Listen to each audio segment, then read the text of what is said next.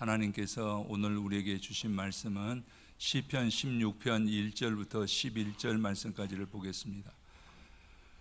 여러분들이 가지고 계신 성경책 811쪽에 있습니다. 시편 16편 1절부터 11절까지 있는 말씀을 제가 봉독해 드리도록 하겠습니다.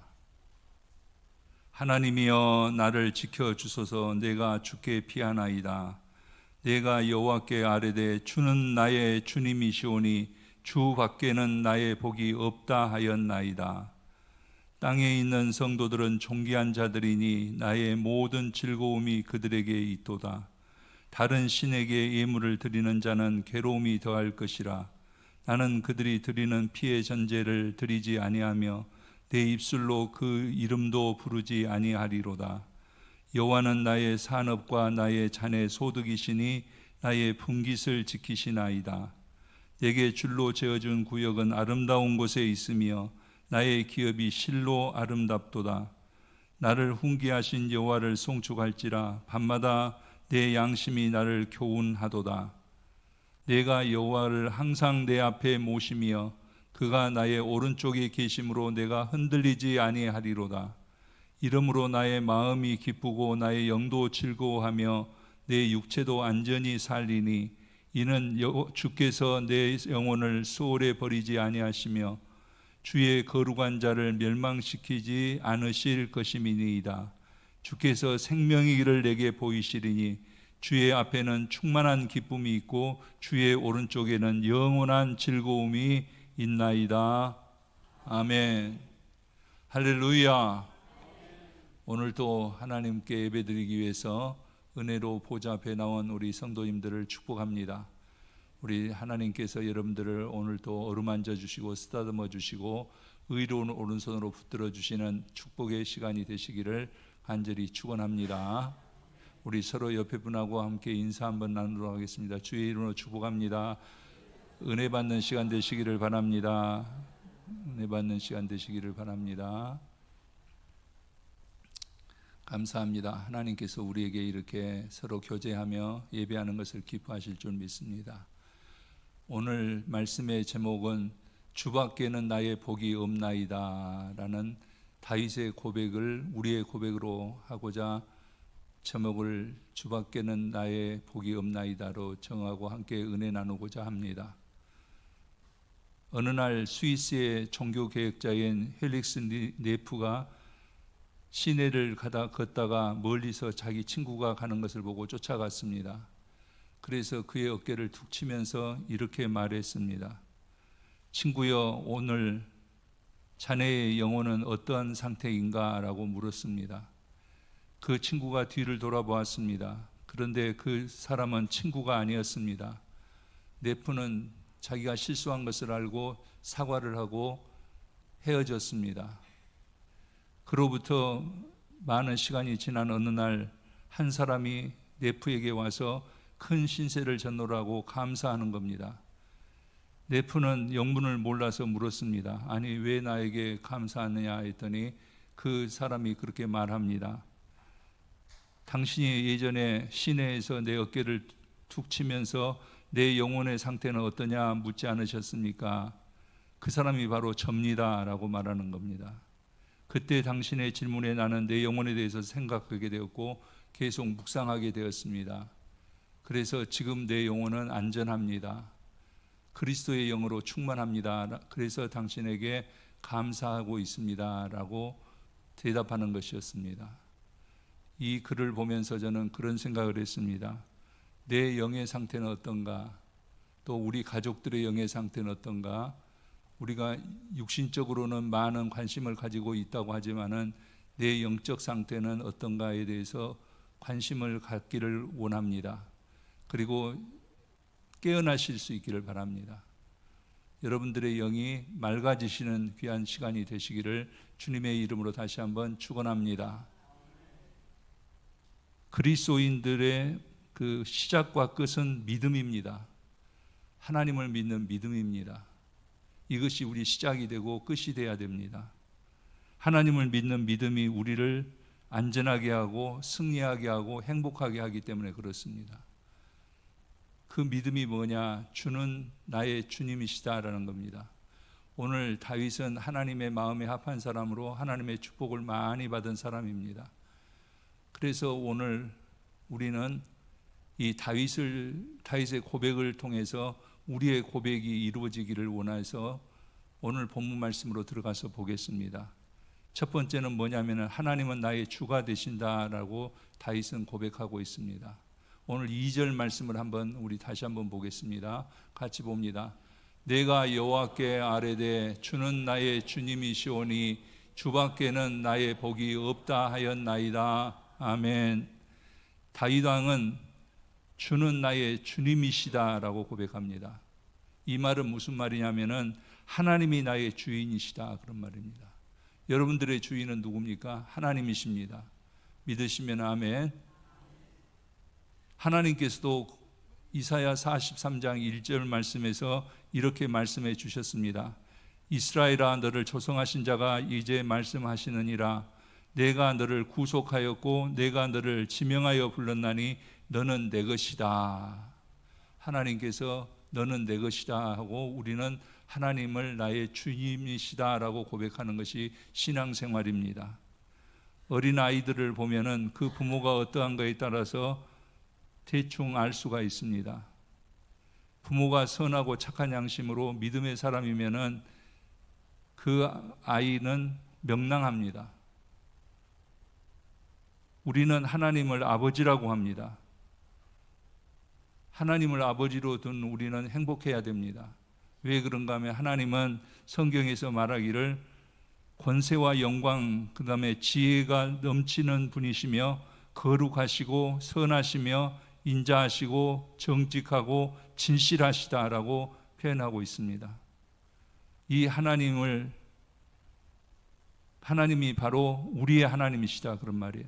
나의 주님이시다라는 말씀입니다. 더군다나 하나님은 부요하십니다. 천지 만물이 다 하나님의 것입니다. 그러기에 하나님께서는 은도 내 것이요 금도 내 것이라고 하셨습니다. 하나님에게는 부족함이 없습니다. 우리는 걱정할 것이 사실 없더라고요. 왜 그렇습니까? 이렇게 부요하고 인자하신 하나님이 우리의 사정을 다 알고 돌보아 주시기 때문에 그렇습니다. 내가 살아온 것 같지만은 사실 하나님께서 여기까지 인도하여 주셨습니다. 마태복음 10장 30절 말씀에서도 예수님께서 이렇게 말씀하십니다. 머리털까지도 다 세신 바 되었다라고 말입니다. 이러한 세밀한 사소한 사정까지 낱낱이 헤아리고 계시는 것이 하나님이십니다. 내 머리털만 세고 계신 것이 아니고 내 아내, 내 남편, 내 아들과 내 딸, 내 가족들의 머리털까지도 세고 계신다는 것입니다. 나도 그렇게 별 관심을 갖지 않고 지나갈 내 문제까지도 하나님은 아시고 계십니다. 내가 내 문제에 대해서 염려하는 것보다도 하나님께서는 더 나를 살펴주고 계신다라는 말입니다. 주밖에는 없습니다. 이 고백이 있으시기를 바랍니다. 주님과 같이 내 마음 만지시는 분은 없습니다. 주의 풍요가 내게 넘치고 주의 손이 나를 더 붙드십니다. 주의 손길이 나를 치료하십니다. 고통받는 우리를 위로해 주시는 분이 하나님이신 것을 여러분 잘 알고 계시지 않습니까? 하나님은 우리의 행복을 기뻐하시고 우리를 사랑하십니다. 아버지, 어머니가 자식의 부모를 기뻐하고 사랑하는 것처럼 말입니다. 사랑하는 성도 여러분, 우리도 다윗처럼 하나님을 아버지로 모시고 나의 주로 즐거워하며 살아가는 우리 성도님들이 되시기를 간절히 축원합니다. 두 번째로 다윗은 하나님의 복의 근원이시다라고 말하고 있습니다. 2절 말씀에서 우리가 다시 읽어봤는데 주밖에는 나의 복이 없나이다 했습니다. 세상에 복을 주는 대상들은 많이 있습니다. 자기가 자기 복을 끌어오는 사람들도 있고 또 사탄도 사람들에게 복을 주기도 합니다. 그러나 속지 말아야 됩니다. 백화점에 가면 미끼 상품이 있습니다. 그거 바라보고 왔다가 더 손해보고 온 사람들, 필요 없는 것까지 사서 더 골치 아픈 사람들도 많이 있습니다. 짐승들을 잡을 때 미끼를 통해서 짐승들을 잡는 것도 우리가 짐승을 사랑해서가 아니라 그것을 잡아들이기 위한 수단과 방법이기 때문에 그렇습니다. 믿기는 사랑의 선물이 아니다라는 말입니다.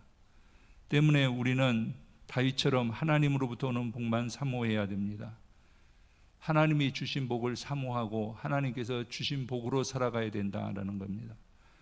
하나님만이 성도들의 유일한 복의 근원이시기 때문에 그렇습니다. 그 외에 어떤 복도 성도는 기대해서는 안 됩니다. 다른 방법으로 오는 복은 단호히 거절해야 합니다. 그런데 문제는 성도들의 이중적인 사고방식입니다. 한편으로는 하나님을, 다른 한편으로는 세상을 기대합니다. 이것이 우리의 현실이 되어서는 안 됩니다. 하나님의 복만 우리가 사모해야 됩니다. 우리들의 이중적인 마음을 예수님께서는 아시고 마태복음 6장 24절에서 이렇게 말하고 있습니다. 우리 함께 보겠습니다. 사람이 두 주인을 섬기지 못할 것이니 혹 이를 의미하고 저를 사랑하거나 혹 이를 중히 여기고 저를 경히 여김이라. 너희가 하나님과 재물을 겸하여 섬기지 못하느니라 라고 말씀하고 있습니다. 그러기에 다윗은 오직 하나님께로부터 오는 복만 사모했습니다. 저는 언제나 그런 생각을 합니다. 그런 생각을 하면서 삽니다. 하나님께서 주신 복은 누구에게나 빼앗길 수가 없습니다. 하나님께서 거두어 가시지 않는 한 빼앗기지 않습니다. 사람에게로부터 얻은 것은 사람이 나보다 더 똑똑한 사람, 나보다 더 힘 있는 사람 만나면은, 나보다 더 강교한 사람이 있으면 빼앗기게 됩니다. 그러나 하나님께서 주신 것은 누가 빼앗아 갈 수가 없습니다. 하나님께서 주셨기 때문에 그렇습니다. 오늘 6절 말씀에 다윗은 그렇게 말합니다. 나의 기업이 실로 아름답도다. 이것을 히브리어 원어로 말하면 나는 훌륭한 유산을 가졌다라는 말로 해석할 수가 있습니다. 하나님께서는 오늘날 우리에게도 복을 주시되 재능도 주시고 능력도 주시고 재물도 주십니다. 그리고 많은 사람들이 재물 때문에 웃기도 하고 울기도 합니다. 재물에 관심이 많은 사람들은 들으시기 바랍니다. 물질은 물과 같습니다. 그릇에 물을 부어 보십시오. 그 물은 그릇의 크기에 따라서 한계가 드러나게 되어 있습니다. 다시 말씀드리면 우리가 아무리 돈을 모으려고 발버둥 쳐도 하나님께서 그어 놓으신 한계를 넘지 못할 것이다 라는 말입니다. 내 그릇은 얼마나 큰가, 내 믿음의 그릇은 얼마나 큰가를 우리는 생각해 보아야 됩니다. 내게 줄로 재어진 구역이라는 말을 우리는 다시 한번 살펴봤습니다. 그것은 실로 아름답다. 하나님께서는 우리의 믿음의 분량에 따라서 축복해 주신다라는 말씀입니다. 더 중요한 것은 오늘 5절 말씀에 있습니다. 5절 말씀을 함께 보겠습니다. 여호와는 나의 산업과 나의 잔의 소득이시니 나의 분깃을 지키시나이다 했습니다. 대다수 사람들은 금과 은과 보화, 권력과 명예로 자기의 분깃을 삼으려고 합니다. 그러나 성도는 그렇지 않습니다. 하나님으로 자기의 분깃을 삼으시기를 바랍니다. 하나님이 나의 분깃이 되어야 됩니다. 하나님께서 복을 나누어 주시는 정도가 아니라 하나님께서 나의 산업이시고 기업이 되어 주시기 때문에 그렇습니다. 하나님께서 나의 기업이 되셔야 됩니다. 그러면 부족함이 없습니다. 갈급함이 없습니다. 언제나 공급된다라는 말씀입니다. 아이들을 보십시오. 농사도 필요 없고 장사도 하지 않습니다. 재산도 없습니다. 다만 엄마 품이 산업이요, 기업이요, 창고요, 은행이요, 식당이요, 백화점입니다. 아이들은 걱정이 없습니다. 엄마에게서 전부 아빠에게서 공급되고 있기 때문에 그렇습니다. 제가 요즘 아이를 이렇게 보면서 생각합니다. 걱정이 없습니다. 때가 되면은 엄마가 먹을 것 주지, 또 일 벌려놓으면은 또 치워주지, 걱정이 없습니다. 마찬가지로 하나님은 우리 아버지십니다. 그것도 부유하신 아버지시다라는 말입니다. 나는 아무것도 없지만은 하나님께서 나의 기업이요, 창고요, 은행이요, 병원이요, 천국이 되어 주십니다. 그래서 시편 73편 28절 말씀에 보면은, 27절 말씀에 보면은 하나님을 가까이함이 내게 복이라 그랬습니다. 사랑하는 성도님들, 하나님을 가까이 하는 성도님들이 되시기 바랍니다. 누구와 가까이 하고 있느냐에 따라서 내 인생이 달라지기 때문에 그렇습니다. 여러분의 마음을 하나님께 두시기를 바랍니다. 우리가 비록 세상에 살지만은 하나님께 내 마음을 두고 살아가는 사람을 하나님께서는 기뻐하십니다. 시편 144편 15절에서도 여호와를 자기 하나님으로 삼은 백성은 복이 있다 그랬습니다. 하나님을 자기 백성으로, 자기 하나님으로 삼는 우리 성도님들에게는 하나님의 복이 충만하시기를 간절히 축원합니다. 하나님은 좋은 생각과 교훈을 주신다라고 세 번째로 다윗은 고백합니다. 오늘 7절 말씀을 다시 한번 보겠습니다. 나를 훈계하신 여호와를 송축할지라 밤마다 내 양심이 나를 교훈하도다. 나를 훈계하신 여호와를 송축하라 했습니다. 하나님께서는 잘못된 결과만 가지고 나무라지 않으십니다. 미리 잘못되기 전에 훈계하십니다. 서로 우리가 잘못 행하였더라도 우리를 징계하시기보다는 훈계하심으로 돌이키기를 원하십니다. 다윗은 일생 많은 하나님의 훈계를 받음으로써 바른 길을 걸어갈 수가 있었습니다. 하나님께서 제시하신 길이 생명의 길이요 승리의 길인 것을 믿으시기 바랍니다. 그래서 우리는 다윗처럼 하나님을 송축하고 있는 것입니다.